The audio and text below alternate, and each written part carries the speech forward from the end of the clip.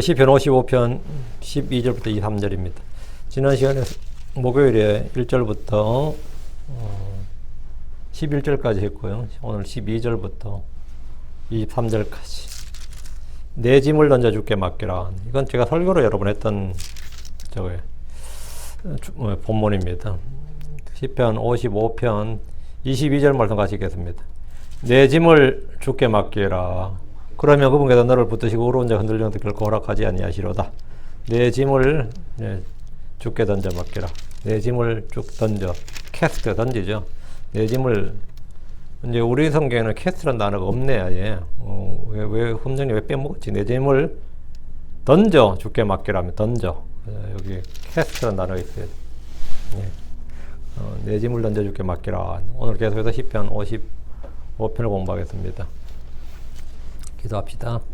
위대하고 거룩한 주 하나님 감사합니다. 하나님께서 내주셔서 오늘 주의 말씀을 선포합니다. 선포하는 모든 말씀들 주의 영어로 전달되게 하시고 듣는 모든 혼들의 마음에 또 잘 전달되도록, 그래서 마음이 잘 받아서 잘 깨닫도록, 그래서 듣는 기쁨과 또 이 깨닫는 즐거움이 넘치게 하여 주시옵소서.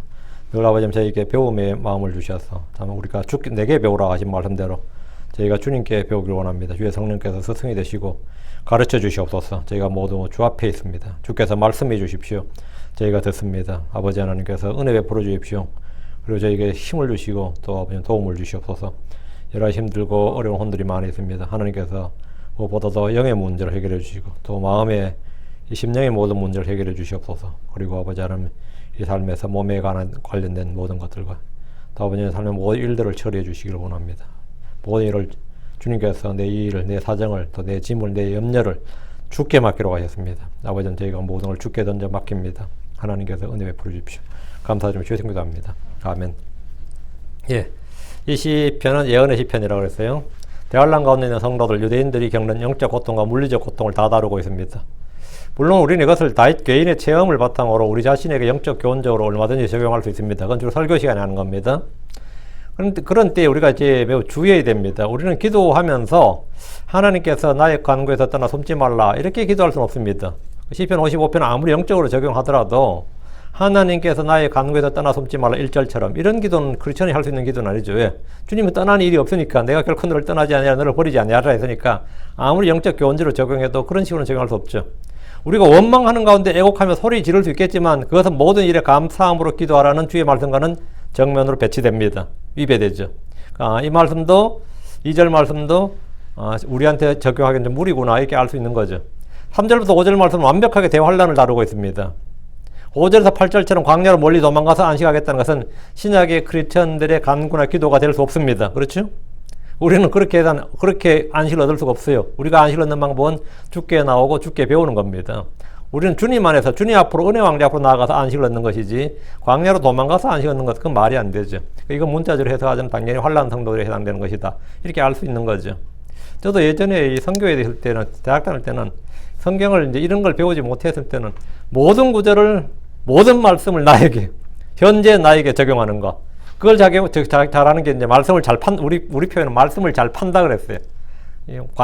광석을 캐듯이, 보물을 캐듯이 말씀을 판다, 우물을 판다 했죠.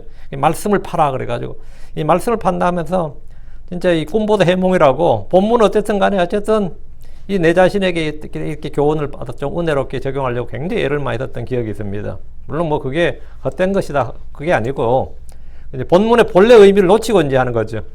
왜 그런 한국말에 그런 말 있죠. 횟집 가서 해 먹는 사람이 해 맛은 모르고 초장맛만 보고 온다는 말 있죠. 초장에 듬뿍 찍어가지고 먹으니까 그 해는 그냥 해 맛은 전혀 모르고 그냥 초장맛만 보고 온다 그러잖아요. 그거는 이제 그럼 그 해 뜨는 사람이 안타까워 미친다 그래요. 저 인간이 비싼 해를 지켜가지고는 초장에 듬뿍 찍어 먹네. 뭐 그런 거 있죠. 그거 마찬가지로 이 성경의 보화라는 게 하나님 말씀의 보화라, 이 말씀의 보화 그 자체를 일단 받아야 되는데 이 모든 말씀을 다 그냥 나한테 그냥 은혜로 적용하는데 하다 보니까 초장 맛을 보는 거예요. 어느 구절에서나. 우리는 싸우면 이기는 자들이고 주께서 우리에게 항상 승리를 주십니다. 우리는 9절 말씀처럼 멸하소서 오 주여 그들의 혀를 찢으소서 이런 기도를 할 수는 없습니다. 크리스천으로서. 우리는 시편의 본문을 영적으로 적용할 때는 언제나 신약의 기본적인 교리를 바탕으로 적용을 해야 됩니다. 여러분 구약의 어떤 말씀을 볼 때 신약의 기본적인 교리를 바탕으로 이 영적 적용을 해야 된다고요. 모든 말씀을 무조건 지금의 나에게 맞추어 해석하고 적용하는 것이 오늘날 목사들의 설교 방식이긴 하지만 그게 뭐 설교 방식이죠. 하지만 우리는 언제나 진리의 말씀을 올바로 나누어 공부하는 것, 그것이 우선입니다. 이 말씀이 역사인지 이 말씀이 예언인지 또 어느 세대를 대상으로 하는 말씀인지 누구에게 주시는 말씀인지 정확히 알아야 됩니다. 저는 어떤 분은 또 너무 또 이것만 따지다 보니까 이 말씀 가지고 은혜 받는데, 야 임마 그건 그 말이 아니야 이래가지고 완전 시험 들어서 야 임마 이 목사 입에서 또 그 말이 또 그분이 거칠어. 야 임마 그건 그 말이 아니야 그래가지고 그 완전 실족했어요. 목사님 그 나보고 그건 그 말씀이 아니라는데 이러면서 모든 말씀을 영적으로 적용하고 영적으로 적용하는 거면 됐어. 오케이. 어쨌든 정확히 알아야 됩니다. 지금 본문은 다윗의 시대에 예루살렘은 아니에요. 11절에 예루살렘이 다윗 시대의 예루살렘은 절대 아니라고요. 다윗이 말한 원수 그 사악한 자는 사울왕이나 아들 압살롬으로 특정할 수는 없습니다. 영적으로 적용할 수 있겠지만 여기서 말한 원수는 당연히 짐승, 거짓된 자, 죄의 사람, 멸망의 아들이다 말이죠. 마귀의 사역자, 그들의 영에 사로잡힌 이 마귀의 사역자들입니다. 자, 본문을 보겠습니다. 12절. 자, 지난 시간에 잠깐 간략하게 요약하고 12절 합니다. 실로 나를 모욕한 자가 원수가 아니었나이다. 이게 뭔 말이에요? 실로 나를 모욕한 자가 원수가 아니었나이다. 그랬더라면 내가 그것을 참을 수도 있었으리라. 나를 대적하여 자기를 높인 자가 나를 미워한 자도 아니었나이다. 그랬더라면 내가 그로부터 내 자신을 숨겼으리이다. 예. 그러니까 나를 대적하고 괴롭히는 원수는 외부의 적이 아니라 내부의 동료, 친구들, 가족들 중에 있다는 겁니다. 내가 잘 아는 뭐 나의 제자, 나의 친구, 그렇죠? 이너서클. 대상말로 여자의 적은 여자고 흑인들의 가장 큰 적은 흑인이고, 이건 제가 한 말 아닙니다. 인종차별 아니에요. 말콤 X가 한 말이에요. 흑인 인권 운동가도 말콤 X가 한 말이에요. 흑인들의 가장 큰 적은 흑인이다. 페미니스트들이 늘 하는 말이 그래요. 여자들의 가장 큰 적은 여자다 그래요.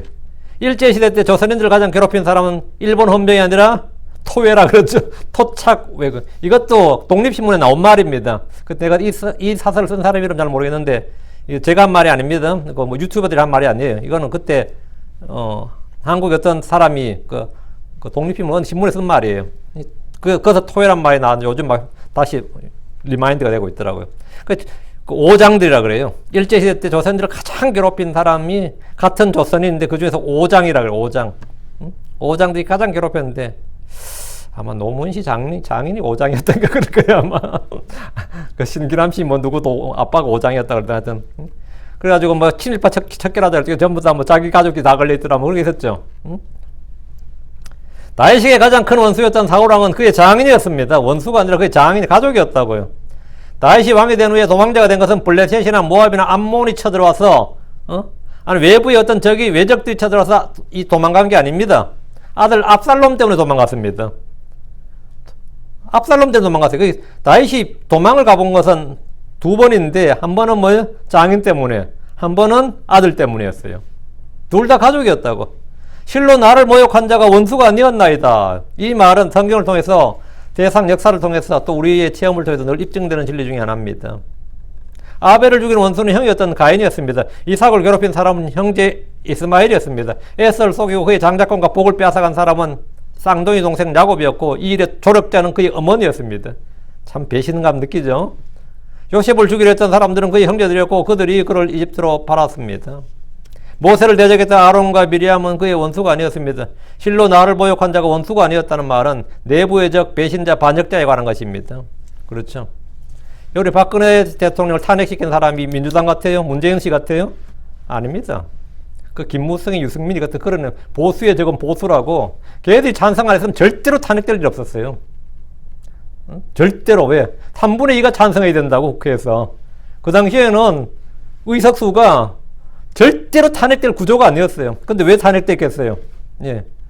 그들이 60표 이상 왕창 몰아가서 탄핵을 동정해. 그 사람, 이 사람 탄핵시킨 사람은 쟤들 아니에요. 그럼 지금 윤 대통령을 괴롭히는 사람 누굴 같아요? 이제 나오잖아. 실로 나를 모욕한 자가 원수가 아니었나이다. 그랬더라면 내가 그것을 참을 수 있었으리라 그러잖아요. 교회 목사들도 마찬가지입니다.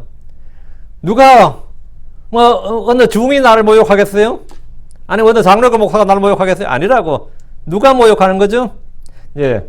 나를 모욕한 자가 원수가 아니었다고. 우리 주 예수를 배신했던 가룟 유다는 그분의 제자였습니다. 원수가 모욕했다면 능히 그것을 참을 수 있었을 겁니다. 히스기야는 사레리까 랍사게의 모욕을 잘 참았습니다. 느헤미야는 산발락과 도비야 게셈 같은 원수들의 모욕을 잘 견디고 참았습니다. 왜? 그랬더라면 내가 참을 수 있었다고요. 문제 안 된다고. 모르드게는 원수 하만의 모욕을 견디고 참았습니다. 다윗이 참을 수 없었던 것은 그들이 원수가 아니라 친족이었고 형제였기 때문입니다. 다시 12절 나를 대적하여 자기를 높인 자가 나를 미워한 자도 아니었나이다. 그랬더라면 내가 그로부터 내 자신을 숨겼으리라. 그러면 외부에 저거 보인단 말이에요. 그건 문제가 안 된다고. 대비할 수 있잖아요. 다윗을 대적하여 자기를 높인 자는 그의 원수도 아니었고 그를 미워한 자도 아니었습니다. 이 말은 적은 내부에 있다는 것을 보여줍니다. 줄리엣 시저가 왜 죽었어요? 브루투스한테 죽었잖아. 응? 가장 믿었던 사람한테 찔렸다고. 걔가 자기를 찌를 줄이야. 상상도 못했던 거죠. 뭐 다른 놈한테 찌르는 거에 이해가 되지만. 13절입니다. 그러나 그는 너였으니 곧 나와 동등한 자요 나의 안내자요 내가 아는 자로다. 다윗을 모욕한 자, 다윗을 대적하여 높인 자가 누굽니까? 그러나 그는 너였으니 할 때 그는 너다. 나를 대적하고 한 자가 원수가 아니었고 그는 너였다. 너라고 딱 지정을 했는데 그 뒤에 설명이 나오죠. 나와 동등한 자, 나의 안내자, 내가 아는 자 이렇게 나옵니다. 이런 사람이 누구죠? 사울왕이에요? 압살롬이에요? 예. 초림 때 예수를 배반하고 넘겨준 자는 그의 제자요 사도였던 가룟 유다입니다. 가룟 유다는 멸망의 아들이었고 죄의 사람입니다. 그는 마귀였습니다. 그는 스스로 목을 맸는데 거꾸로 떨어져 한가운데가 터져서 그의 모든 창자가 흘러나왔습니다. 그런데 이 일에 대해 성경이 뭐라 그러냐면 사도행전 1장 25절에 유다는 자기 자신의 처소로 가려고 범법함으로 그의 직분에서 떨어져 나갔나이다. 자기 자신의 처소로 가려고 이랬어요. 자기 자신, 그럼 이 가룟 유다의 처소가 어딘데요? 지옥이 처소입니까? 아니면 어디예요? 자기 자신의 처소로 가려고 그가 간 자기 자신의 처소란 바닥 없는 구덩이입니다. 가룟 유다는 뱀의 씨였습니다. 그는 죄의 사람이었고 멸망의 아들이었고 마귀였습니다. 그는 멸망으로 들어갔다가 다시 거기서 올라옵니다. 그리고 다시 멸망으로 들어갑니다. 계시록 17장 8절에 내가 본 그 짐승은 전에 있었다가 지금 없으나 앞으로 바닥 없는 구덩이에서 올라와 멸망으로 들어갈 자니라. 땅에 가는 자들로서 세상의 장것 이후로 이름이 생명책에 기록되지 않는 자들은 전에 있었다가 지금 없으나 여전히 있는 그 짐승을 보고 놀라리라 이랬습니다. 내가 본 그 짐승은, 사도 요한이 본 그 짐승은 전에 있었다가 예수님 당시에 있었다가 지금은 없으나 지금 없고 앞으로 바닥 없는 구덩이에서 올라온다. 계시록 13장에서 올라온다고요. 그러다 다시 멸망으로 들어갈 자니라. 주님께서 그를 결박해서 다시 끝없이 깊은 구렁으로 집어넣는다며. 왜? 이 사람, 이 자는 멸망의 아들이다 이 말이에요. 멸망 들어갈 자. 그러니까 전에 있었다가 지금은 없으나 앞으로는 바닥 없는 구덩이에서 올라올 자. 올라와서 멸망으로 들어갈 자. 누구? 가룟 유다입니다. 그러나 그는 너였으니 이 말은 그 짐승을 말합니다. 전에 있었다가 지금 없는 그 짐승은 곧 여덟째며 그 일곱에 속한 자라. 그가 멸망으로 들어갔느니라. 예수님은 전에도 있었고 지금도 있고 앞으로도 영원히 계시는 분입니다. 가룟 유다는 주께서 나의 친구 나의 형제라 불렀습니다. 뒤에 요 말이 이제 해석이 좀 어려워요. 그 다음 말, 곧 나와 동등한 자의 말, 마이콜 할 때 나와 동등한 자. 가룟 유다가 어떻게 예수님과 동등한 자예요? 어때면 그는 곧 나와 동등한 자 이 말은 나 같은 사람 이런 말인데 둘 다 육신을 입은 사람이었습니다. 여기서 사울왕이나 압살롬으로 해석할 수 없어요. 나와 동등한 자란 말은 예수님이 유다 지파이셨듯이 가룟 유다도 가룟 유다죠. 유다 지파였다고요. 예수님이 나무에 달렸습니다. 가룟 유다도 나무에 달렸습니다. 예수님께서는 왕이셨습니다. 가룟 유다도 왕입니다. 계시록 5장 11절 나오죠? 왕이다. 예수님이 통치자이셨듯이 가룟 유다도 이 세상의 통치자입니다. 예수님께서 주의 천사이셨듯이 그는 빛의 천사로 가정합니다. 예수님께서 유다 지파의 사자였듯이 그는 유다 지파의 사자 라이언이었듯이 그도 사자입니다. 울부짖는 사자입니다. 예수님께서 뱀이 되셨듯이 그는 뱀이었습니다. 뱀의 씨였죠. 예수님께서 신부로서 도성을 갔듯이 그도 그의 신부로서 도성 바빌론을 갔습니다. 예수님의 신부는 새 예루살렘, 얘는 신부 바빌론, 큰 신비의 바빌론. 주께서 나와 동등한 자로 한 것은 품성이나 신격이나 능력이나 출처가 이퀄 동등하다는 말이 아니고 모든 것을 똑같이 흉내를 내는 자다 이 말입니다. 모든 것을 똑같이 흉내내는 자. 가짜는 언제나 진짜와 같아 보입니다. 야, 똑같이 생겼는데, 똑같은 모양인데. 근데 그 질이, 퀄리티가 다르죠? 그래서 똑같아 그러잖아요. 그런 의미에서 나와 동등한 자요. 이렇게 한 겁니다. 나와 동등한 자요. 그런 모든 면에서 주 예수를 모방하고 흉내내고, 카운터피트, 모조자, 위조자, 그죠? 가장하지만, 그는 결코 주 예수 그리스도가 아닙니다. 그는 결코 자기를 하나님이라 부르짖고 높이지만 결코 하나님이 아닙니다. 주께서 너는 하나님이 아니다 이거예요. 13절 나의 안내자요 내가 아는 자로다. 나의 안내자 이 말은 뭐예요? 이 말씀은 나의 안내자 그 나를 안내했다 이 말이 아니라 예수님을 안내했다 이게 아니라 예수님께로 안내했다 이거예요. 이 말씀은 그의 정체가 가룟 유다라는 사실을 확증해 주는 말인데 가룟 유다는 예수님의 죽음을 예비했고 성경에 기록된 대로 배신함으로 그분을 십자가에 못 박아 죽게 했습니다. 예언의 말씀을 성취하는 뭐예요? 앞잡이였단 말이죠. 그는 예수님을 체포하는 병사들 예수님을 체포할 군사들을 예수님 앞으로 데려오는데 앞잡이였죠. 병사들이 앞잡이였지만 그는 주께서 행하셔야 할 일의 안내자였습니다. 주께서 최후의 만찬을 하시면서 가룟 유다에게 요한복음 13장 27절에 내가 하는 일을 속히 하라 이랬어요. 네가 할 일을 하라고. 근데 가룟 유다가 해야 될 일이 뭐죠? 예수님을 잡아다 재판에 넘기는 거예요. 체포에다 재판에 넘기고 죽게 해서 십자가에 못 박아 죽게 해서 구속사역을 하는 거라고요. 그래서 여기서 좋게 해석해서 가룟 유다가 뭐를 했다 그러죠? 악역을 담당했다 이런 또 이상한 해석도 나오고 그래요. 가룟 유다는 그 밤에 즉시 예수님을 잡아간 자들의 길잡이가 되었는데 성경은 나의 안내자였다 이렇게 말합니다. 그는 예수님을 갈보리 언덕으로 인도했고 십자가로 인도한 앞잡이였습니다. 주 예수님은 성경 기록대로 죽으시는 것이지만 주께서 그럼 너는 어쩔 수 없이 한 일이가 잘했다 그런 게 아니죠. 주님께서 가룟 유다가 한 일에 대해서 뭘 했어요? 주님께서 가룟 유다에게 네가 할 일을 하라 그랬어요. 근데 이 일을 행하는데 앞잡이가 된 가룟 유다에 대해서는 그가 차라리 태어나지 말았더라면 좋을 뻔했다고 했어요. 마가복음 14장 21절에 사람의 아들은 참으로 자기에 대하여 기록된 대로 가려니와 사람의 아들을 배반하여 넘겨주는 그 사람에는 화가 있으리로다. 그 사람은 가룟 유다는 말 차라리 태어나지 않았더라면 자기에게 좋을 뻔하였느니라. 그 사람은 차라리 태어나지 않았더라면 사람이 태어나는 게 자기 의지로 태어나요? 자기 소원대로 태어나요? 그런 사람 없어요. 엄마 아빠가 날 낳으니까 난 태어난 거지. 그러니까 왜 날 낳으셨나요? 그런 말 하잖아요. 근데 주님께서 그 사람은 차라리 태어나지 않았더라면 자기에게 좋을 뻔하였느니라 해야 그의 부모에게 좋을 뻔하였느니라 아니고 그 사람은 차라리 태어나지 않았더라면 그 태어나려는 의지를 가지고 태어난 사람은 이 인류에 2명 있습니다. 예수 그리스도 하는 가룟 유다입니다. 예수님은 당연히 우리의 죄를 하나님 아버지 뜻을 행하기 위해서 우리의 죄를 제거하기 위해서 이 세상에 오셨죠. 그 자기의 뜻으로 오신 거예요. 자기의 뜻으로 사람이 몰리고 오신 거라고. 가룟 유다가 뱀의 시죠. 당연히 자기의 뜻으로 이 땅에 사람으로 태어난 거다며. 그 사람은 차라리 태어나지 않았더라면 자기에게 좋을 뻔하였느니라. 그 주님께서 하신 말씀이에요. 주님은 처음부터 그걸 아셨습니다. 사도 요한도 그걸 보고 놀랐습니다. 14절입니다. 우리가 서로 다정히 의논하였으며 동료가 되어 하나님의 집으로 걸어갔도다. 가룟 유다는 주님과 서로 다정히 의논했고 왜? 회개 담당이었잖아요. 예수님의 회개 담당자가 가룟 유다였다고. 다정히 의논했고 동료가 되었으며 주님께서 나의 친구라 그랬어요. 하나님의 집으로 걸어갔다고. 율법에 따라 유대의 남자들 1년에 3번 반드시 주의 집으로 가야 되는데 주님께서도 가셨고 가룟 유다도 함께 갔습니다.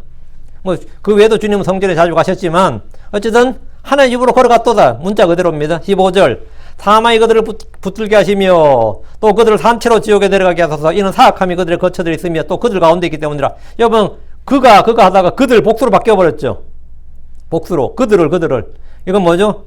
용과 짐승과 거짓 대언자 셋이죠. 이 사탄의 삼일체라는데 마귀의 삼일체.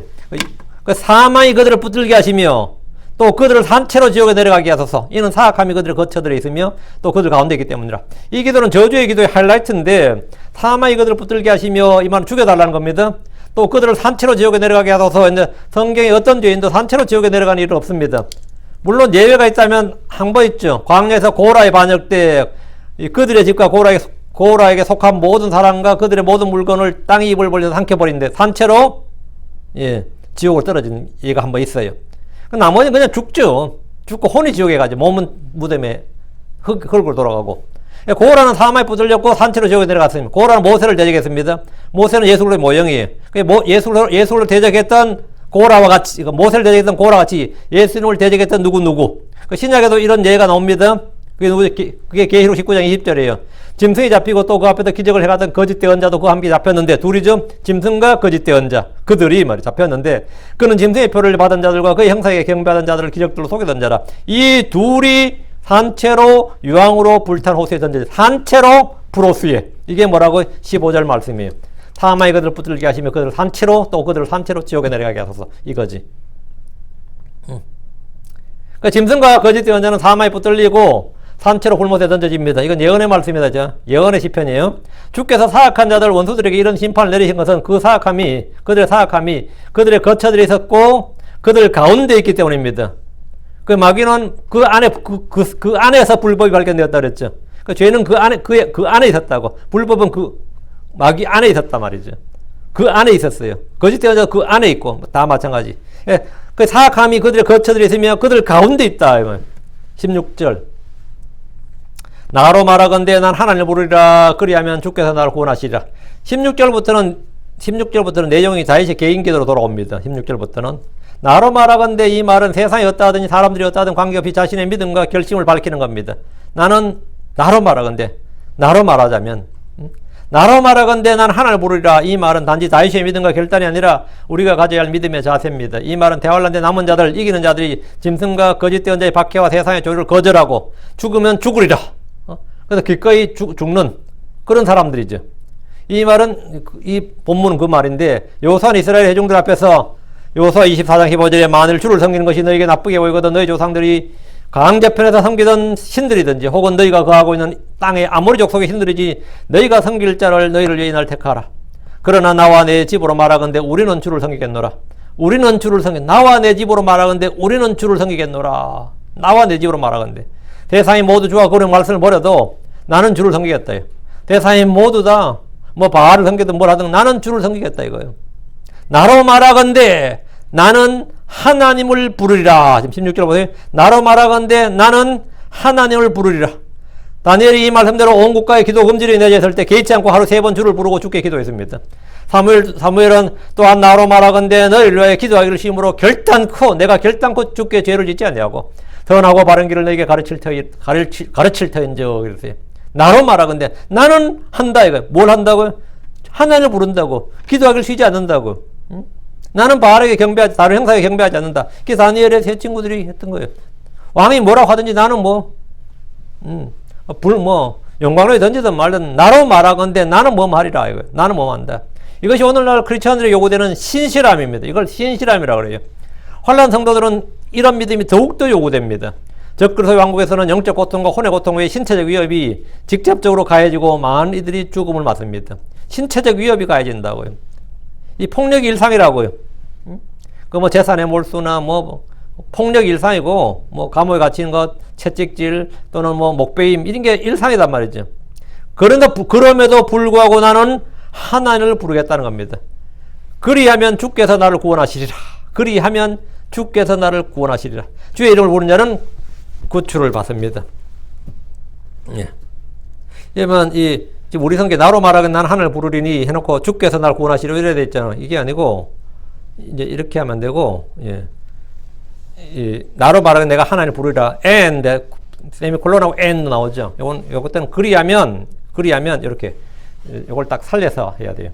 그리하면 주께서 나를 구원하시라. 내가 주를 부르면 주께서 나를 구원하시라 이 말이에요. 그러니까 주의 이름을 부르는 자는 구출을 받습니다. 요엘 4장 32절에 누구든지 주의 이름을 부르는 자는 구출을 받으리니 주가 말한 대로 시온산과 예루살렘에서 구출이 있으며 또 주가 부를 남은 자들에도 구출이 있으리라. 주의 이름을 부르는 자는 뭐라고요? 예, 구출을 받으리라. 그러니까 시온산과 예루살렘에 구출이 있다 이 말은 이건 뭘 이야기하는 거예요? AD 70년 구출이 없었어요. 바빌론 포로 때 바빌론 침략에 대한 구출이 없었습니다. 십자군 전쟁 때도 구출이 없었어요. 언제 구출이 있다는 거예요? 이 구출이 주가 말한 대로 시온산과 예루살렘에 구출이 있으며 이건 전능제 큰날 전쟁을 말하는 겁니다. 이건 대환란 때 이야기예요. 주의 재림 때 이야기라고. 주를 부를 남은 자들에게 남은 자들 이기는 자들, 성경은 남은 자들 이기는 자들 이들에게 구출이 있으리라. 당연히 구출이 있지. 이것은 대환란에서 용과 짐승과 거짓 예언자로부터의 구출입니다. 대환란에서의 구출이에요. 사도행전 2장 21절에 누구든지 주의 이름을 부른 자는 구원을 받으리라. 이건 혼의 구원을 말하는 거죠. 구원을 받는다는 말은 주께서 주의 이름을 부른 자를 구원하신다 이 말씀입니다. 17절입니다. 17절. 저녁과 아침과 정오에 내가 기도하고 크게 부르짖으리라. 또 그분께서 내 목소리를 들으시려다. 경건한 유대인들의 기도의 관습이 하루 3번 기도하는 겁니다. 다니엘이 평생 했던 일이 하루 3번 기도하는 것이었습니다. 다윗도 저녁과 아침과 정오에 주께 기도하고 크게 부르짖었습니다. 내가 기도하고 크게 부르짖으리라 했는데 기도를 쉬는 것은 죄입니다. 기도할 때 목소리의 크기보다 더 중요한 것은 믿음입니다. 무슨 일이든 믿음이 필요하지만 기도는 특히 그럽니다. 야고보서 1장 6절에 그러나 그는 믿음으로 구하고 조금도 흔들리지 말지니라. 흔들리냐나 마치 바람에 밀려오는 바닥 물결 같나니. 믿음으로 구하고 흔들리지 말라. 기도의 핵심이 뭐다? 믿음으로 구하는 거다 이거예요. 우리는 믿음으로 구해야 됩니다. 기도의 핵심이 또 하나는 뭐냐? 감사함으로 구하는 겁니다. 두 가지예요. 믿음으로, 감사함으로. 빌립보 4장 6절에 아무것도 염려하지 말고 오직 모든 일에서 기도와 간구로 내게 요청할 것들을 감사와 더불어 하나님께 알리라. 감사와 더불어 하나님께. 그러니까 모든 일에서 기도하는데 오케이. 뭘로? 감사와 더불어. 주께서 쉬지 말고 기도하라고 말씀하셨습니다. 그 기도하라는 것은 믿음으로 구하고 감사함으로 구하고. 이건 성도들이 주어진 일이고 의무고 특권입니다. 밤낮으로 끊없이 쉬지 말고 기도하십시오. 또 그분께서 내 목소리를 들으시리라. 그러니까 부르짖으면 그분께서 들으신다면. 이 말씀대로 주님은 성도들의 기도를 들으십니다. 18절 그분께서 나를 치는 전투로부터 내 혼을 화평 중에 구출하셨도다. 이는 나와 함께한 자가 많았기 때문이라. 수많은 전쟁을 치렀던 다윗은 생사의 고비 때마다 죽음을 두려워하지 않고 싸웠는데 그분께서 그를 모든 전투로부터 지켜주셨고 구출해 주셨기 때문입니다. 그분께서 나를 치는 전투로부터 내 혼을 화평 중에 구출하셨도다. 이것은 그의 체험이었습니다. 그가 늘 구출을 받았던 것은 주께 하루 3번 부르짖었고 주께서 그의 목소리를 들으셨기 때문입니다. 이것이 기도의 능력, 기도의 효력입니다. 믿음의 기도는 병든 자를 구원합니다. 히스기야는 믿음의 기도로 예루살렘을 아시리아의 군대로부터 구출했습니다. 그는 그 자신의 죽을 병으로부터 구출받았습니다. 다윗은 그분께서 나를 화평 중에 구출하셨다고 증언합니다. 우리 주 예수님께서 친히 육체로 거하시던 때에 자기를 사망으로부터 능히 구원하실 분에게 강렬한 부르짖음과 눈물로 기도와 간구를 드리셨습니다. 크리스천들은 예의 없이 기도의 사람이 되어야 됩니다. 우리가 얻지 못하는 것은 구하지 않기 때문입니다. 나 구했는데 믿음으로 구하지 않았기 때문이에요. 구하여도 얻지 못하면 뭐냐예요? 정욕으로 쓰려고 잘못 구하기 때문입니다. 야고보 4장 2절에 너희가 욕심을 내도 갖지 못하고 죽여서 갖고자 해도 얻지 못하는 너희가 다투고 싸우도 갖지 못하면 너희가 구하지 않기 때문이에요. 얻지 못하는 가장 큰 원인은 첫 번째 구하지 않기 때문입니다. 그럼 구하는데도 얻지 못하면 뭐냐? 그것은 믿음으로 구하지 않기 때문이다. 정욕으로 쓰려고 잘못 구하기 때문입니다. 그렇지 않다면 구하는 자마다 얻습니다. 구하는 자마다 얻어요. 다시 18절입니다. 이는 나와 함께한 자가 많았기 때문이라. 이스라엘 대언자 엘리사를 잡기 위해서 시리아 왕이 대군을 보냈습니다. 사람 하나 잡자고 군대를 보냈다고요. 대언자 엘리사 때문에 시리아 왕은 이스라엘과 싸울 수가 없었기 때문입니다. 이 모든 이 작전 계획이 1급 정보가 탑시크릿이 다 밝혀지는 거예요. 엘리사 때문에. 그의 모든 작전 계획을 엘리사가 미리 다 알았기 때문입니다. 엘리사는 첩보 부대가 없이도 CIA나 KGB나 모사드나 이런 정보기관이 없이도 시리아 왕의 침실에서 하는 말까지 다 알았습니다. 그러자 시리아 왕은 도단에 전 엘리사를 먼저 잡기 위해서 군대를 보냈습니다. 엘리사의 종 게하신 아침에 딱 일어나 보니까 시리아 군대가 자기 이 도단을 완전 둘러싸고 있는 거예요. 완전히 포위되어 있는 거죠. 둘러싸다 진을 친 것을 보고 두려워했습니다. 그때 엘리사가 말했어요. 열왕기하 6장 16절 17절 그가 대답하되 두려워하지 말라. 우리와 함께한 자들이 그들과 함께한 자들보다 더 많으니라 하고 엘리사가 기도하여 이르되 주여 원하건대 그의 눈을 여시사 그가 보게 하옵소서 하니 주께서 그 청년의 눈을 여시며 그가 보니 보라 불말과 불병거가 산에 가득하여 엘리사를 둘렀더라. 엘리사는 알았단 말이지. 왜? 뭘 알았어요? 우리가 그들보다 많다고. 이는 18절에 이는 나와 함께한 자가 많았기 때문이라 했는데 나를 치는 전투로 내 혼을 화평지에 구출하셨는데 다윗의 군대가 항상 다수였다는 말이 아닙니다. 다윗은 누구와 함께 했어요? 항상 주께서 다윗과 함께 했다고. 그러니까 언제나 다윗이 다수였다고. 우리와 함께한 자들이 그들과 함께한 자들보다 더 많다는 것은 주의 군대가 우리와 함께하기 때문입니다. 주께서 우리와 함께 하시기 때문입니다. 주님이 함께 하신다면 주님은 몇으로 계산해야 되는 거죠? 군대가 상대가 100만이 쳐들어왔어요. 주님이 나와 함께해. 나와 주님 둘밖에 없어. 그럼 누가 더 많은 거예요? 이쪽이 더 우세야. 더 많은 거라고. 주님은 100만 이상으로 계산해야 된단 말이지. 그러니까 주님과 함께하는 사람, 그 사람이 다수란 말이 있습니다. 이건 밥존스 시니어가 한 말인데 미국 밥존스 대학 밥존스 유니버시티라고 있어요. 그걸 설립자가 밥존스 시니어예요. 지금은 밥존스 3세가 지금 하고 있을 겁니다. 그 사람이 한 어록 중에 이게 나와요. One man with God is majority. 그런 말이 있어요. 하나님과 함께한 그 원맨, 그 사람이 다수다. 하나님께 한 그 사람이 다수다. 그 엘리사는 하나님과 있고 엘리사가 다수였다 이 말이에요. 다윗도 주님과 함께 있고 다윗이 다수였어요. 자, 그러면 300명으로 쫓았던 기드온의 군사는 어떤 것 같아요? 소수의 다수야. 다수였다 이 말입니다. 주님께서는 언제나 그랬어요. 내가 지금이라도 12군단도 되는 천사들을 보내서 할 수 있다. 12군단. 그러니까 로마 군단이 당시에 보통 2개 군단이 예루살렘에 와 있었다고, 6월절에는. 응? 주님께서 12군단 지금 당장, 이 말은 뭐야? 언제나 다수다, 이 말이에요.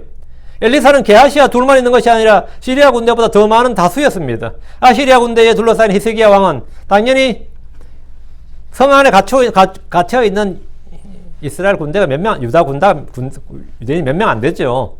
근데 이 역대기가 32장 7절에 보면 히스기야 왕이 백성들에게 마음을 강하게 하고 용기를 내며 아시리아 왕이나 그와 함께하는 온 무리를 하여 두려워하거나 놀라지 말라. 우리와 함께하는 자가 그와 함께하는 자보다 더 많으니라. 우리와 함께하는 자가 누군데요? 이집트의 원군이 온 거 아니잖아요. 바빌론에서 원군이 온 게 아니라고. 누구라고? 우리와 함께하는 자가 그와 함께하는 자보다 더 많으니라. 하나님, 우리와 함께하는 자, 하나님이 뭐냐? 그와 함께하는 자보다 더 많으니라. 우리와 함께하는 자가 그와 함께하는 자보다 더 많으니라. 이것은 주의 군대의 수를 계수했기 때문입니다. 이스라엘 군대 수만 혼만 세는 게 아니라 플러스 뭐로 영들을 센 거예요. 우리와 함께한 자가 더 많다고. 다윗 역시 이와 같은 계산법으로 8절에 이는 나와 함께한 자가 많았기 때문이라 이렇게 한 겁니다. 이게 하나님의 수학이에요. 하나님의 이 넘버링이라고, 숫자라고, 하나님의 숫자. 19절입니다. 하나님께서 들으시며 또 그들을 괴롭게 하시려니 그분은 곧 옛적부터 계시는 분이시로다. 셀라. 그들은 변화가 없기 때문에 그런즉 하나님을 두려워하지 아니하는도다. 하나님께서 들으신다는 것은 성도들의 기도를 들으신단 말입니다. 부르짖음을 들으신다고. 주님께서 우리의 신음하는 소리, 탄식하는 소리도 듣습니다. 물론 우리의 불평하는 말도 들어요. 주께서는 땅에서 의인들의 부르짖는 소리를 들으십니다. 하나님께서 들으시며 있잖아요. 또 그들을 괴롭게 하시리니 이 말씀은 주의 심판을 집행하시겠다는 겁니다. 그 주님께서 오래 참으셨는데 그건 모든 사람이 회개하고 구원을 이렇게 하도록 했었고, 근데 오래 참으신다고. 근데 여기서 괴롭게 하신다 이 말은 주의 심판을 집행하신다 이 말이에요. 주께서 오시면 심판을 집행하시는데 데살로니가 후서 1장 7절 8절에 괴로움을 당하는 너희에게는 우리와 함께 안시로 갚으신 것이 하나님께는 의로운 일인즉 주 예수님께서 자신의 강력한 천사들과 함께 하늘로부터 나타나사 하늘을 알지 못하는 자들과 우리 주 예수 그리스도의 복음에 순종하지 아니한 자들에게 타오르는 불로 징벌하실 때 그리하시리라. 여러분, 주님께서 하늘로부터 나타나사, 이 재림이잖아요. 이때 뭐 하신다고요? 갚으신다고요. 주 예수의 복음에 순종하지 않은 자들에게 타오른 불로 징벌하신다. 이게 뭐냐면 괴롭게 하시는 거죠. 그분은 옛적부터 계시는 분입니다. 그분은 곧 옛적부터 계시는 분이시로다. 옛적부터 계신다 이 말은 영원부터 계신다. 옛적부터 계시는 분, 이 말은 뭐냐면 우리 주 하나님을 그는 호칭이에요. The Ancient. The Ancient인데 한글로 번역이 난감하잖아. Ancient 하면 고대란 뜻이에요. Modern 하면 현대고 근대고. 그러면 The Ancient 하면 뭐냐? 우리말로 풀어 쓰는 거죠. 고대인이란 뜻이에요. 고대인. 고대인은 뭐 호모사피엔스 이런 고대인이 아니라 The Ancient는 뭐냐면 인류가 없었던 아득한 우리가 뭐 영원이란 말도 표현이 안 돼가 영원 전 이런 표현 쓰잖아요. 그게 The Ancient라고. 근데 우리말로 안 되니까 번역을 이제 옛적부터 계시는 분 이렇게 번역한 거예요. 풀어 쓴 거죠, 그냥. 저도 이거는 말을 만들 수가 없더라고. 그분은 곧 고대인이시로다 이럴 수 없잖아. 이게 말이 안 되잖아. 고대, 근대, 현대 이런 식으로 할 수 없는 거 아니야. 응? 근데 그분은 곧 고인이시로다. 그럼 뭐 죽은 사람이 고인이지. 한국말로는. The Ancient 하니까 이거는 뭐 인문학 용어로는 쉬운데 하나님께 쓰기는 너무나 난감한데 이 킹잼 성경에 이 표현이 많이 나와요. 적게 나오는 말이에요. 자주 나오는 표현입니다. 옛적부터 계시는 분. 다니엘서 7장 19절에 나오고, 다니엘 7장에 보면 9절, 12절, 22절, 연이어 막 나오는 말이 뭐냐면, 옛적부터 계시니가 나와요. 미가서 5장 2절은 한 수 더 떠서 이거보다 더 해요. 그에 나아가면 옛적부터 있었으며 영원부터 있었느니라. 이 옛적부터 할 때 옛적이 언제냐면, 뭐 6,000년 전, 10,000년 전, 10만 년 전, 2억 년 전, 이런 식, 이게 아니단 말이죠. 그에 나아가면 옛적부터 있었으며 영원부터 있었느니라. 그가 누구냐면 예수 그리스도거든요. 예수 그리스도는 뭐예요? 영원부터 있었다. 옛적부터 있었다. 영원부터. 옛적부터 있었다. 이 말은 다니엘서에 나온 바로 그분이란 뜻이고, 영원부터 있었느니라. 이 말은 뭐냐? 하나님 본체다. 이 말입니다. 한마디에 두 개 다 나오는 거죠. 다시 19절입니다. 그들은 변화가 없기 때문에 그런즉 하나를 두려워하지 아니하는도다. 사람은 변하지 않는다 그러죠. 사람은 고쳐 쓰는 거 아니다 그런 말이에요. 그들은 변화가 없다는 것은 세상은 변하지 않는다. 사람은 변하지 않는다는 사실을 말해줍니다. 안 변한다 이거예요. 진화론의 바탕을 둔 세계관은 세상은 점점 진보하고 좋은 쪽으로 변화된다. 이게 뭐죠? 진화예요. 이 진화가 단순한 생물학이나 과학 용어가 아닙니다. 진화는 사실은 인문학 용어예요. 모든 게 진화로, 인문학, 현재 세상의 인문학은, 예를 뭐 사회학이든 정치학이든 경제학이든 뭐 심지어 문학, 예술에조차도 모든 거 진화론이라는 게 바탕에 깔려 있습니다. 인간은 뭐 한다? 점점, 향상되고 진보되고 업그레이드 된다는 사고가 깔려 있어요. 세상은 점점 더 나아지고 있다는 그런 사상을 깔고 있다고. 근데 이 성경은 어떻게 말하냐? 세상은 점점 부패하고 악하고 더러워지고 퇴화하고 있다. 그 세상의 조류, 세상의 학문, 오늘 시대 정신은 진화론을 바탕으로 하고 있습니다. 그러나 성경의 기본적인 바탕은 퇴화론을 바탕으로 하고 있어요. 퇴화론이라고. 진화론이 아니고 크리스천들은 다 퇴화론의 사고를 갖고 있어요. 왜? 진화와 진보가 아니라 사람은 점점 악해지고 퇴화가 되고 부패한다 이거예요. 우리 몸만 봐도 진화예요, 퇴화예요. 여러분이 날마다 아침 일어나면 어제보다 더 젊어졌어요. 더 피부가 더 탱탱해지고 더 신선해지고 그래요? 그건 아닐 거 아니에요. 점점 퇴화한다고. 근데 사람이 변화되려면, 이런 사람이 변화가 되려면 어떻게 된다? 주의 영이 필요합니다. 사울은 주의 영을 받았을 때 다른 사람으로 변했습니다. 기도는 주의 영이 임하자 겁쟁에서 용사가 되었습니다. 사람이 변화를 받으려면 성령으로 다시 태어나야 됩니다. 그리스도 안에 있는 사람은 생각을 새롭게 함으로 변화를 받습니다. 속사람이 날마다 새롭게 됩니다. 진정한 변화는 주께서 오실 때 우리 몸의 변화입니다. 죽은 자로부터 일어나는 자는 그리스도의 형상과 하늘에 속하신 분의 형상으로 변화를 받습니다. 요번 욥기 14장 14절에 사람이 죽으면 다시 살리까? 다시 살죠. 나를 위하여 정하신 시간에 모든 날을 내가 기다리되 변화가 내게 이를 때까지 기다리겠나이다. 변화가 내게 이를 때까지. 언제? 구속의 날까지. 부활할 때까지 이 말이에요. 이 변화가 이럴 때란 부활의 때를 말합니다. 그럼 내가 하나님 형상으로 변화될 때까지 말이에요. 이는 고린도전서 15장 51절 52절 통해 확정됩니다. 보라 내가 너에게 한 가지 신비를 보이노니 우리가 다 잠자지 아니하고 마지막 나팔 소리가 날 때 눈깜짝을 사이에 순식간에 다 변화되리라. 나팔 소리가 나면 죽은 자들이 석지 않을 것으로 일어나고 우리가 변화되리라. 그날에 변화된다고요. 나팔 소리가 날 때. 그날에 우리는 다 가리지 않는 얼굴로 거울을 보는 같이 주의 영광을 보며 같은 형상으로 변화되어 영광에서 영광에 이르게 됩니다. 그들은 생각의 변화, 마음의 변화가 없기 때문에. 왜? 주 예수를 믿지 않으니까. 거듭나지 않는 사람, 그들은 아무리 학문을 연구하고 뭐 노벨상을 타고 뭘 했든 간에 생각의 변화나 마음의 변화가 있을 수가 없단 말이죠. 그들은 변화가 없기 때문에, 변화가 없어요. 그런즉 하나님을 두려워하지 아니하는도다. 하나님을 무신론자, 불신자의 특징이 뭐죠? 그들의 눈에는 하나님을 두려움이 없도다. 예. 믿지 않으니까 하나님을 두려움이 없죠, 당연히. 하나님을 두려움이 없다고. 하나님을 두려움이 없다. 이 말은 뭐냐면, 난 크리스천이야. 근데 나는 하나님을 두려움이 없어. 그 말은 사실은 그는 믿지 않는 자란 증거예요. 믿는 자에게는 뭐가 있다? 하나님을 두려움이 있어요. 믿는 자는 하나님을 두려움이 있다고. 근데 믿지 않는 자는, 난 교회 다니는데요. 그건 교회 다니는 사람이고, 지금 네 마음속에 하나님이 없다고. 너는 하나님의 존재, 그걸 인식하거나 의식하거나 그 임재를 체험하거나 알거나 믿거나 그런 게 사실 없었단 말이에요. 그러니까 하나님을 두려움이 없다고. 타락한 자의 특징이 뭐냐면 하나님을 두려움이 없는 겁니다. 그 죄를 지는 걸 두려워하지 않냐고 심판을 두려워하지 않습니다. 그냥 자기 죽음만 두려워해요. 그래서 내가 내한테 고통이 오거나 뭐 재난이 오거나 뭐 손해가 끼치거나 어떤 내가 죽게 된다면 그건 엄청 두려워하는데 그 외에는 하나님을 두려워하거나 하나님 심판을 두려워하거나 뭐 이런 건 전혀 두려움이 없어요. 뭐 지옥 가면 지옥 가지 뭐 요즘 지옥 가도 뭐 새마을 운동에서 잘 살게 됐다더라 그러고 뭐 그런 거죠. 지옥에도 지옥 가도 뭐 좀 살만하게 됐다더라 뭐 지옥에 좀 꽉 차가지고 난 안 받아준다더라 뭐 이제 막 조롱을 하잖아요. 지옥도 뭐 경제 개발해서 요즘 괜찮다더라 뭐 그런 거 있죠. 두려움이 없다고. 이게 사악한 자의 특징이에요. 20절입니다. 그가 그의 양손을 내밀어 자기가 화목한 자들을 대적하였도다. 그가 그의 언약을 깨뜨렸도다. 그가 할 때 그건 다 그 짐승, 더 위키, 더 사악한 자. 죄의 사람 멸망의 아들이에요. 마귀가 양손을 내밀어 자기가 화목한 자를 대적했다는 것은 화평 언약을 맺은 사건인데 어디 나오냐면 다니엘서 9장 27절 11장 28절에 나옵니다. 다니엘 9장 20절에 그가 많은 사람과 한일에 동안 언약을 확정하더니 그가 한일의 한중간에 희생물과 봉헌물을 그치게 하며 또 가지한 것들로 덮기 위하여 심지어 완전히 끝날 때까지 그것을 황폐하게 할 것이요 작정된 그것이 그 황폐한 곳에 쏟아지리라. 다니엘 9장 20절에.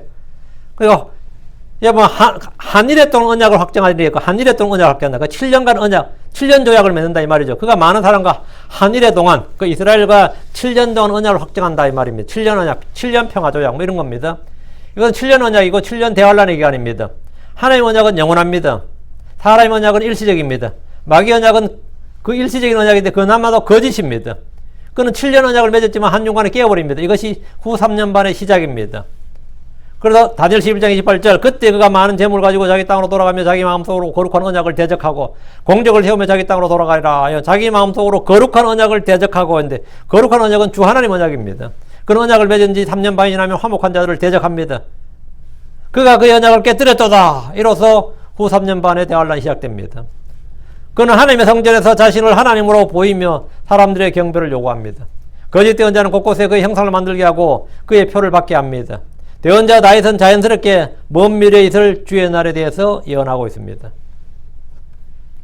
21절 그의 입의 말들은 버터보다 미끄럽도다. 그러나 그의 마음속에는 전쟁이 있도다. 그의 말들은 기름보다 부드럽도다. 그럼에도 그것들은 뽑힌 칼이었도다. 그의 입의 말들은 버터보다 미끄럽도다. 이 말은 거짓 대언자들, 거짓 교사들의 특성을 보여주는 말입니다. 말을 너무 잘하는 거예요. 연설을 너무 잘하고 정치 연설, 종교 연설 뭐 하여튼 사람을 선동하는데 너무너무 그런 거 있죠. 그런데 이 성경에 보면 성경의 위대한 주의 사람들 특징이 뭐냐면 말을 잘 못했어요. 발음이 서툴고 하여튼 말이 좀 어눌했어. 모세는 대언자였지만 언변에서 둘렀습니다. 그래서 말 잘하는 아론의 도움을 받아야 됐습니다. 하나님께서 모세가 말 못한 줄 알아서 모세 자기도 말 못한다 그랬고 말에 서툴단 말이에요. 그래서 하나님께서 아론을 따라 네 형 아론이 말 잘하는 줄 내가 안다고 말 잘하는 아론을 데리고 다녀야 됐다고요. 사도 바울은 위대한 사도이고 성경 교사였지만 언변에 서툴렀습니다. 아볼로는 말에 능했지만 바울 사도는 말에 능하지 못해서 고린도 교회 성도에게 무시를 받을 정도였는데 고린도서 10장 10절에 그들이 말하기를 그의 편지는 무게가 있고 힘이 있으나 그가 몸으로 함께 할 때는 약하고 그의 말도 형편없다 하는도다. 이 고린도 교회 성도들이 사도 바울을 소문으로 들을 때 또 이 바울의 편지를 볼 때는 이야, 이 사람이 참 대단한 사람이라서 드디어 한번 만났는데 어때서 하는 거예요? 그의 편지는 무게가 있고 힘이 있으나 그가 몸으로 함께 할 때는 약하고 바울이 인물도 형편없고 이 로마 그 성당의 그 미켈란젤로가 누가 만드는 바울의 형상은 아주 바울이 멋있는 백인 그런 형상이죠. 근데 바울은 흑인의 메부리 코에 키가 작고 난장이보다 약간 더 컸다고 알려져 있어요. 전승에 따르면. 그 인물이 어땠단 말이죠. 그러다가 또 골골대네 또 아프다고. 그들이 이걸 완전 깨놓는 거예요. 깨네 진짜. 그런데 이제 한번 말씀 들어봅시다 했는데 그의 말도 형편없다는도다. 들으려니까 말이 형편없단 말이지.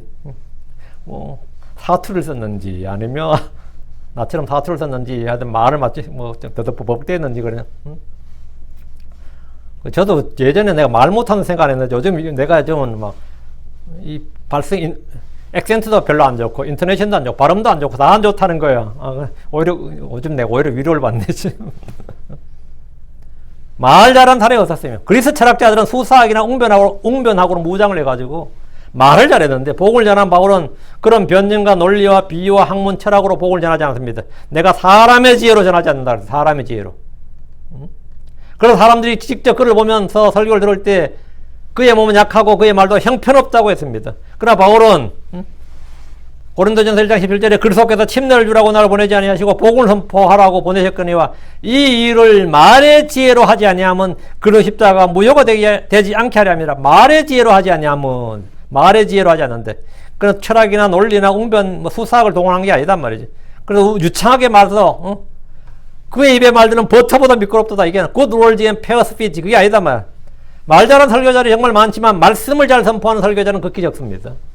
말 잘하는 목사는 많은데 말씀을 잘하는 목사는 별로 많지 않아요.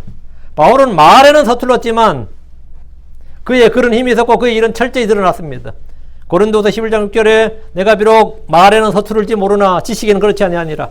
오직 우리는 너희 가운데서 모든 일에서 철저히 드러났느니라 했습니다. 사탄은 거짓의 아비로서 그가 말을 할 때는 거짓으로 말하지만 그의 말은 버터보다 미끄럽습니다.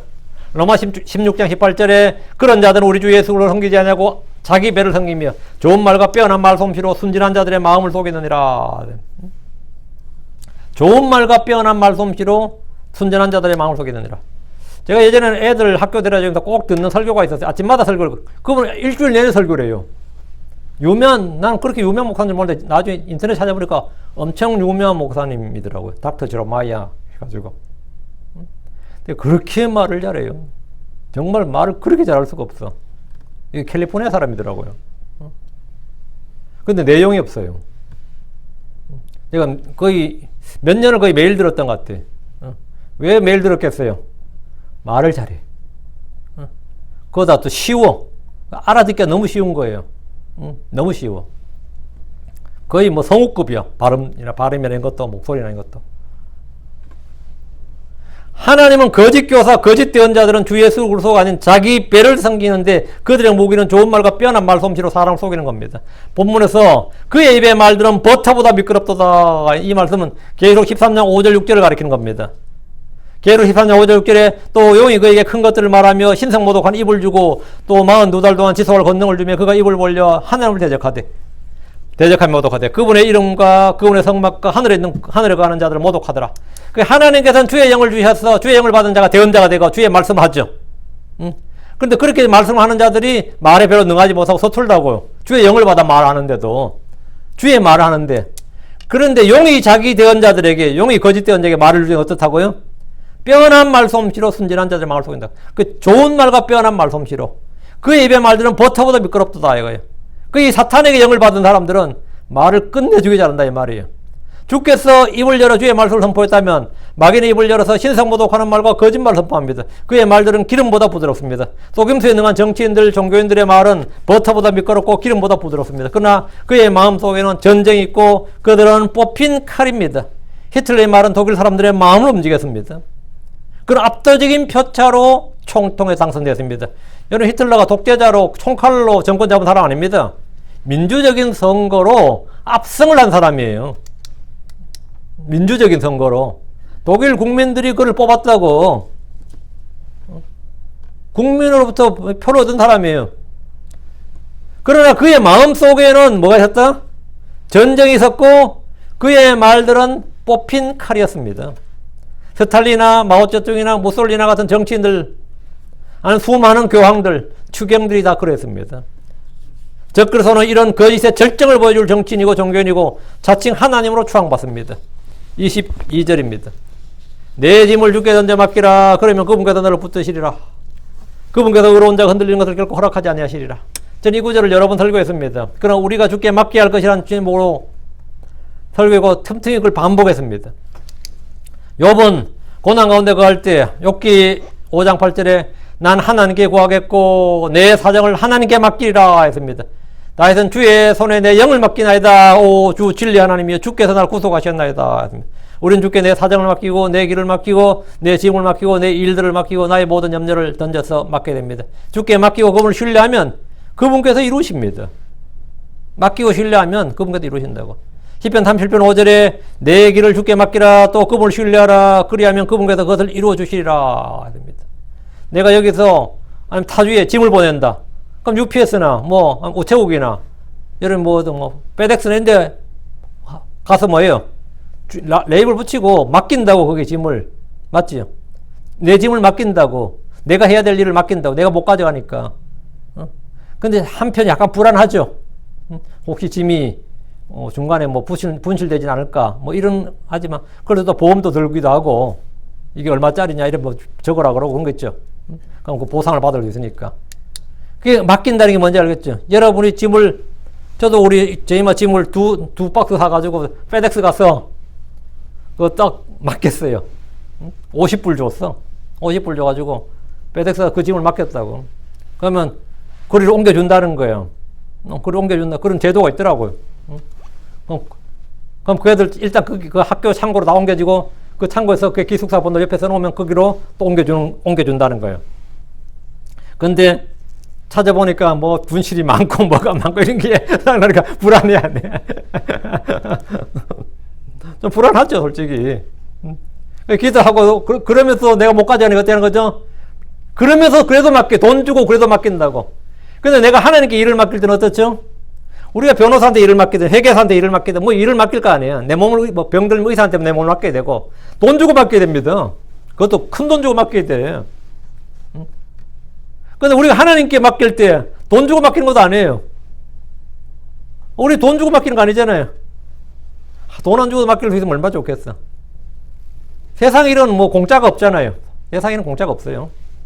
근데 우리가 내 사정을 주께 맡기고 내 길을 맡기고 내 짐을 맡기고 내 일들을 맡기고 나의 모든 염려를 던져서 맡기라고 하셨다. 주님께서 맡기라고 하셨어요. 주께 맡기고 내가 돈을 주께 맡기면서 피는 얼마입니까? 요금은 얼마입니까? 그러진 않잖아요. 주께 맡길 때 내가 해야 될 일은 뭐죠? 예, 신뢰하면 됩니다. 그게 차지할 때 주님께서 주님께서 나한테 내가 주님께 맡길 때 내가 우표를 붙인다 아니면 레이블을 붙인다. 레이블 사서 붙인다. 내가 붙이는 레이블이 뭐냐면 신뢰예요. 그 신뢰, 내가 주님을 신뢰하노라. 그 하나면 됩니다. 그 하나면 주님께 뭐라고요? 나머지 주님께 다 맡긴다고. 나의 짐을 주께 맡기면 된다고. 그럼 주님께서 그걸 맡아준다고. 나의 염려 주께 맡기면 주님께서 맡아준다고. 그 주님께서 내 길을 주께 맡기라 또 그분을 신뢰하라. 그래야면 그분께서 그것을 이루어 주시리라. 내가 맡긴 걸 뭐 한다? 이루어 주는 10편 37편 5절. 이루어 주시리라. 내가 맡긴 것을 그분께서 이루어 주신다. 그 나의 짐을 주께 맡기면 주께서 나를 붙들어 주시고 주님 나를 붙들어 주시면 난 넘어지지 않고 흔들리지 않습니다. 요즘 들어서 근심이 많고 불안하고 염려가 많다면 주님께 맡기십시오. 주께서 나의 생각과 마음을 은혜로 평강으로 다스려 주시고 나를 흔들리지 않게 붙들어 주십니다. 일들이 너무 많고 힘들고 무겁다면 주께 맡기십시오. 한국 사람들은 일이라 그러지 않고 한국말 특징이 뭐냐면 문제라 그래요. 일을. 뭐 무슨 말이냐 하면 일을 문제라고 인식한다고요. 한국 사람들은. 그래서 그 자식 일이야 그러지 않고 뭐라 그러죠? 요즘 뭘로 그래 힘드냐면 자식 일이야 안 그러 뭐래요? 자식 문제로 그래요. 배우자 일이야 그러지 않습니다. 배우자 문제로 이러지. 요즘 회사가 너무 힘드냐. 회사 문제 때문에, 먹고 사는 문제 때문에, 노후 문제 때문에, 교회 문제 때문에, 사람들 간의 문제 때문에. 전부 다 문제란 말. 이게 어릴 때 시험을 많이 봐서 그런지 말 것마다 문제라 그래요.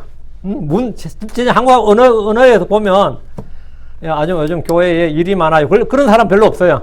요즘 교회 문제가 많아가지고 골 아파요. 요즘 문제가 많아가지고. 문제가 많다는 건 뭐죠? 일을 한다고 하잖아요. 문제는 풀어야 되는 거잖아요. 문제가 많다 그래요. 뭐든지 일을 문제라고 말한다고. 요즘 니하고 나하고 좀 문제가 있는데 이래요. 니하고 나하고 일이 있는데 이런 말 잘 안 쓴다고. 니하고 나하고 문제가 있는데 풀자 이러잖아요. 그 성경은 무슨 문제든 주께 맡기라 이렇게 번역을 안 했잖아. 그 같은 말이에요. 네가 무슨 문제든지 그게 회사 문제든지 직장 문제든지 가정 문제든지 네 개인 문제든지 학업 문제든지 뭐 취업 문제든지 배우자 문제든지 연애 문제든지 네가 무슨 문제든지 뭐 문제를 뭐라고 주께 맡기라 이 말인데 그 말은 이제 이건 현대 버전이고 이 커런 버전이고 무슨 문제든 그런 문제를 주께서 뭐라고 내게 맡기라. 무슨 고민이든 무슨 문제든지 무슨 일이든지 내 개인의 말 못할 문제 내 개인의 그 진짜 은밀하고 이게 너무 프라이빗한 문제인데 그 주께 맡기라고. 그럼 뭐 누구한테 맡기겠어? 그럼 주께서 그것들을 이루어 주시고 우리가 생각하는 것이 굳게 세워집니다. 잠언 16장 3절에 내 일들을 주께 맡기라. 그리하면 내가 생각하는 것들이 굳게 세워지리라. 내 일들을 할 때 일들이 뭐라고? 한국 사람들 요즘 말로 내 문제들을 주께 맡기라 이 말이에요. 내 문제들을. 요즘 너무 골 아픈 문제가 많아가지고요. 그러죠. 너무 골치 아픈 일이 많아가지고 이 말을 골치 아픈 문제가 많아가지고 그래요. 일을 문제로 말해 한국 사람들이 그래. 그럼 내 일들을 주께 맡기라. 네 골치 아픈 문제들을 주께 맡기라 이 말이에요. 남편이 얼마나 속을 썩이는데 돈만 생기면 도박해버려요. 돈만 생기면 술 마셔버려요. 돈만 생기면 남 줘버려요. 뭐 그런 거 있잖아요. 난 뭐만 하면 또 뭐 얼마나 사치가 심한지 이런 말도 있고. 이게 뭐 개인적인 문제라서 제가 뭐 말하긴 좀 그런데 들어보면 가만히 들어보면 진짜 문제는 문제네 싶겠죠. 야 진짜 문제는 문제네. 예사 문제가 아니네요. 우리 그런 말 자연스럽게 하잖아요. 야 들어보니까 진짜 보통 일이 아니네요 그러잖아요. 보통 일이 아니네요 이 말이 뭐죠? 자연스럽게 나도 모르게 야 그 보통 문제가 아니에요. 보통 큰 문제가 아니네요.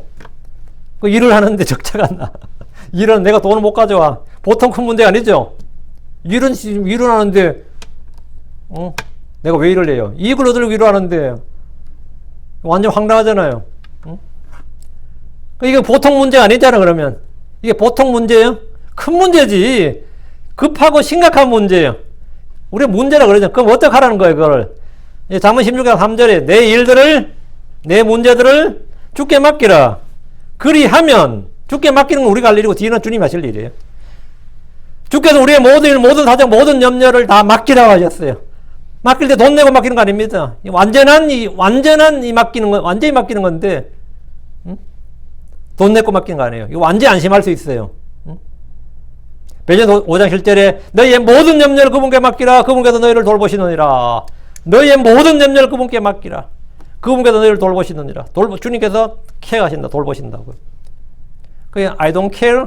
나는 I don't care고 주님은 God cares for me. 하나님 나를 뭐 하신다? 돌보신다. 이 말이에요. 주께 맡기는 것이 믿음이에요. 믿음 생활이라는 게 별거 아닙니다. 맡기는 겁니다. 믿음의 삶이라는 것은 하나님께 맡기는 것으로 시작됩니다. 그 일 어떻게 되겠냐면, 그건 내가 지금 내 소관이 아니고 주님께 맡겼습니다. 그건 주님께서 하실 일입니다. 주께 맡겼다고. 환난 성도들은 이 대환난이라는 그 고난을 겪으면서 자신의 혼을 주께 맡겨야 됩니다. 죽음의 위기 속에서 자신의 혼을 주께 맡기고 원수 갚는 것을 주께 맡기면 주께서 갚아주십니다. 이 3절입니다. 그러나 하나님이여 주께서 그들을 멸망의 구덩이 속으로 끌어내리시리이다. 그리고 피를 흘리게 하며 속이는 자들은 그의 날들의 절반도 살지 못하리라. 그러나 나는 주를 신뢰하나이다. 여러분 주께서 그들을 멸망의 구덩이 속으로. 그들이 누구예요? 예, 짐승과 거짓된 자지. 뭐 용도 물론 포함되고 용과 그의 전사들 뭐 다 마찬가지고 그리고 거기 동조한 땅의 왕들 마귀들 인자들 다 그리고 피를 흘리게 하며 속이는 자들은 그의 날들의 절반도 살지 못하라. 왜? 주님의 칼에 죽임을 당한다고. 내가 자연사로 하면 100년 살 수 있었다, 80년 살 수 있었다는데 40도 못해 죽었다, 30도 못해 죽었다. 가능하죠. 전쟁이 나거나 뭐 역병이 돌거나 뭐 기근이 나거나 그렇잖아요. 주께서 의의 원수들, 복음의 원수들, 주를 대적하고 신성 모독하는 무리들을 멸망의 구덩이 속으로 끌어내리십니다. 전능대의 큰 날이 있을 전쟁에서 그들은 모두 죽임을 당합니다. 그날에 주께 죽을 자들이 많습니다. 피를 흘리고 또 피를 흘리게 하며 속이는 자들은 그의 날들의 절반도 살지 못합니다. 성경은 날들을 길게 하는 사람들도 있고 자기의 날들을 짧게 하는 사람들도 있습니다. 시편 89편 45절에 그의 젊음의 날들을 짧게 하시고 수치로 그를 덮으셨나이다 셀라. 그의 젊음의 날들을 짧게 하시고 너무 빨리 늙어버렸네. 이거 뭐 40도 안 돼서 폐경이 왔네. 뭐 이런 사람 있죠. 40에 폐경이 왔네. 막 절망스럽지. 몸이 너무 빨리 늙어버렸어. 40인데 내 머리 다 하얘졌네. 이가 다 빠져버렸네. 눈이 침침하네. 뭐 노안이 50살에 온다고 50결인데 뭐 40에 50결이 왔네. 이런 것 같아요. 그의 젊음의 날들을 짧게 하시고 수치로 그를 덮으셨나이다 셀라. 하나님의 날들을 짧게 하시면 그가 아무리 좋은 환경에서 좋은 음식을 먹고 운동을 하며 체계적인 건강관리를 받아도 오래 살지 못하고 죽는다는 말입니다. 건강 자랑해봐야 아무것도 아닙니다. 어느 날 죽습니다. 어느 날 푹 쓰러져요. 그렇게 막 몸이 뭐 검도로 단련된 사람입니다. 저는 몸이 뭐 운동으로 단련된 사람입니다. 다 쓸데없는 소리예요. 어느 한날에 퍽 갑니다. 그런데 뭐가 해롱해롱하고 뭐 골골대는 사람 같은데 70년, 80년, 90년 한 사람 있죠. 지금 한국에 어떤 제가 아는 유명한 교수, 그분 젊을 때 그분 책 많이 읽었는데 지금도 살아있더라고요. 103세인가 그렇더라고. 김영석 씨인가? 수필을 많이 썼어요. 그 사람 독실한 기독교인이야. 근데 전부 다 한 몸이 약해 태어나지 20세 안에 죽는다고 그랬다잖아요. 그 사람 20세 안에. 독일의 임마누엘 칸트 같은 사람도 의사가 20살 살면 이 사람 기적이라고 그랬어요. 근데 그 사람 80세도 넘게 살았어요. 칸트 정확한 생물 연대냐 정확히 모르겠는데 하여튼 되게 장수했어요. 그 당시에. 왜? 굉장히 절제하면서 규칙적으로 그 사람은 어릴 때부터 이 사망의 권세를 좀 시달려가지고 일찍 죽는단 말하면 이걸 어떻게 했어요? 안 죽어야 싶을 거 아니에요. 제 중학교 때 친구 하나가 혈액형 검사를 했는데 전교에서 그게 독특한 걔만 독특한 혈액형 하나 가졌더라고요. RH 무슨 병인데 지금 뭐 들으면 알겠던 그때는 한 희귀죠. 그래서 마이크로 나오는 거 걔 오라고 체육 시간에 걔가 갔어. 피 검사 또 하고 3번 했어요. 그 피가 맞는지. 근데 그 담당 그 피 검사를 했던 내가 볼 때 보건소에서 나온 사람 같은데 보건소 닥터 같은데 보통 군의관들이 많이 하거든요. 의대생들이 군대를 그걸로 대신하는 사람이 많아요. 의대생들이 시골 보건소에는. 니는 피를 흘리면 피를 대체할 수가 없으니까 항상 조심해라. 이렇게 말했는데 그날부터 걔는 얼어버렸어. 지금까지는 아무렇지 않게 잘 살았는데 그날부터 걔 얼어버렸어요. 나는 피를 흘리면 뭐라고? 대체 수혈이 불가능합니다. 그런 말 사실인지 모르겠는데 그 말을 들었어요. 그건 확실해. 우리는 점심시간 되면 둘러 앉아서 시골 애들 그렇죠. 둘러 앉아서 식사 같이 막 하고 하잖아요. 반찬 네 젓가락 내 젓가락이 뭐 이까지 이리저리 막 움직이는데 걔는 그날도 따로 먹어. 남의 침을 튀기면 안 된다. 남의 음식은 먹지 않고 내 젓가락 내 음식에 남의 젓가락이 한 번 오면 그날 걔는 바로 뚜껑을 닫더라고. 그렇게 철저하게 되더라고요. 사람이. 사망권세라는 게 뭔지 알겠죠? 근데 그래서 오래 살아요. 뭐 20살에 중리, 30살에 중리한 사람 오히려 뭐 80세도 살고 100세도 살고 하는데 저는 뭐 감기 한번 걸려본 적이 없습니다. 이런 사람 있죠? 몸은 근육질입니다. 뭐 이런 사람들 좀 못되게 지내고 하면 뭐 지금 그 사람이 지금 완전히 뭐 혼수 상태라던데 뭐 이런 말 듣고 죽었다던데 이런 말 듣는다고. 그러니까 죄를 지으면 성경에 따르면 날수가 그의 젊은 날들 짧게 하시고 이것도 있고 다음으로 그의 날들의 절반도 살지 못하리라. 그러니까 죄를 지으면 날들이 짧게 됩니다. 주를 대적하면 그의 날들은 짧게 돼요. 시편 102편 2~3절에 그분께서 내 힘을 중도에 세역하게 하시며 내 날들을 짧게 하셨도다. 내 날들을 짧게 하셨도다. 수명이 단축됐다 이 말입니다. 이 땅에서 건강하게 오래 살고 싶다면 저희 교회 그 홈페이지에 보면 성경적 건강법하고 치면 나와요. 성경적 장수법 이것도 나오면 날들을 길게 하리라 이게 나와요. 하나님은 이스라엘에게 또 내가 평생토록 주 내 하나님을 두려워하며 내가 너와 내 아들과 내 손자에게 명령하는 그분의 모든 법과 명령을 지키게 하려 함이니라. 그리하면 내 날들이 길게 되리라. 그리하면 내 날들이 길게 되리라. 부모를 공경하는 것도 장수하는 방법입니다. 다시 3절 그러나 나는 주를 신뢰하리이다. 그러나 나는 주를 신뢰하다.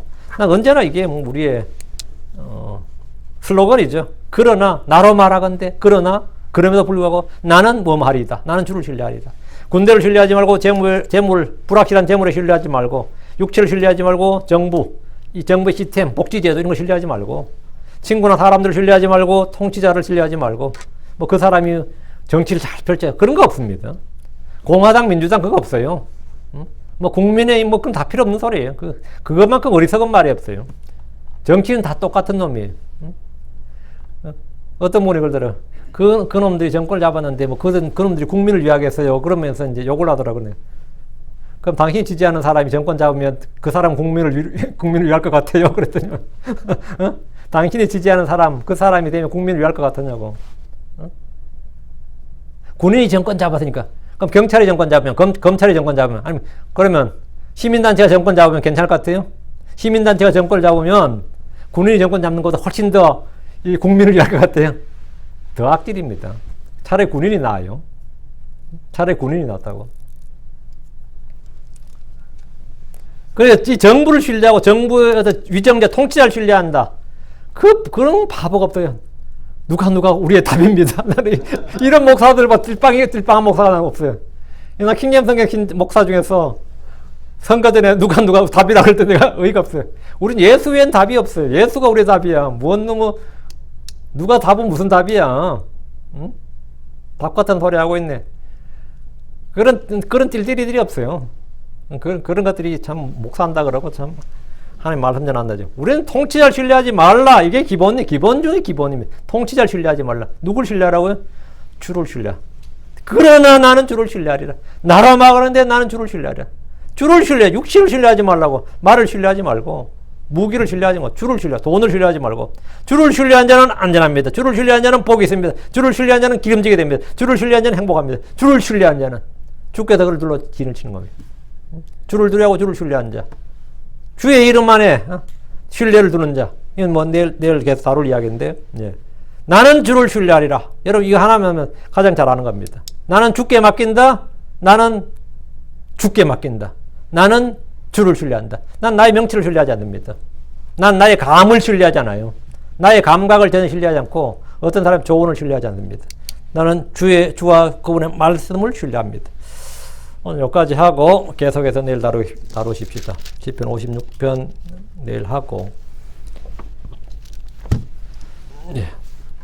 이 밤에 오늘 받은 말씀 내 짐을 주께 맡기라, 내 짐을 던져 주께 맡기라 했는데 말씀을 잘 또 묵상하시고 내가 주께 맡기는 게 뭔가, 내가 뭘 주께 맡겨야 할 것인가, 내 혼을 주께 맡기고 뭐 내 영을 주께 맡기고 이것도 있지만 내 일들, 내 사정들, 내 염려, 내 길들 이런 걸 주께 맡기고 주께서 나를 지켜주시고 붙들어 주시고 또 이루어 주시고 이렇게 하도록, 그래서 이런 것들이 삶의 체험이 되고 일상 삶에서 믿음이라는 것이 그냥 이 성경 속에서만 교회 속에서만 우리끼리 노는 이게 믿음이 아니죠. 믿음은 항상 하나님의 말씀을 한 것은 뭐냐?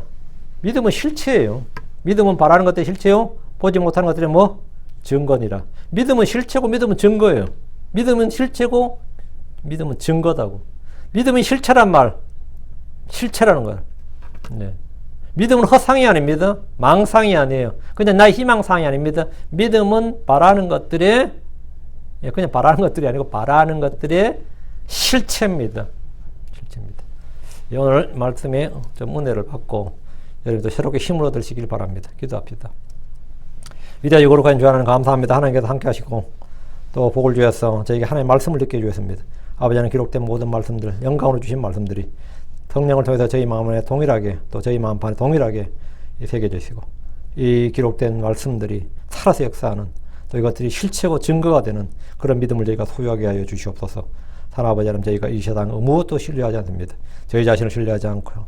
세상에 있는 어떤 것들에 소망을 두지 아니하고 또 위정자들을 신뢰하지 않습니다. 정부의 시스템이나 제도나 법이나 또 어떤 공직자들 이런 걸 신뢰하지 않습니다. 저는 오직 주 하나님 주님만을 신뢰합니다. 아버지 하나님 주를 신뢰하는 자는 복이 있고 주를 신뢰하는 자는 행복하고 주를 신뢰하는 자는 안전하다고 있고 주를 신뢰하는 자는 주의 도움을 얻고 주를 신뢰하는 자는 안식을 얻습니다. 하나님 아버지 하나님 저희가 날마다 더욱더 주를 신뢰하고 저희의 모든 걸 주께 맡길 수 있는 그런 맡기는 성도들이 되도록 해주십시오. 아버지 하나님께서 은혜 주시길 원합니다. 감사드리며 주의 성기도합니다. 아멘.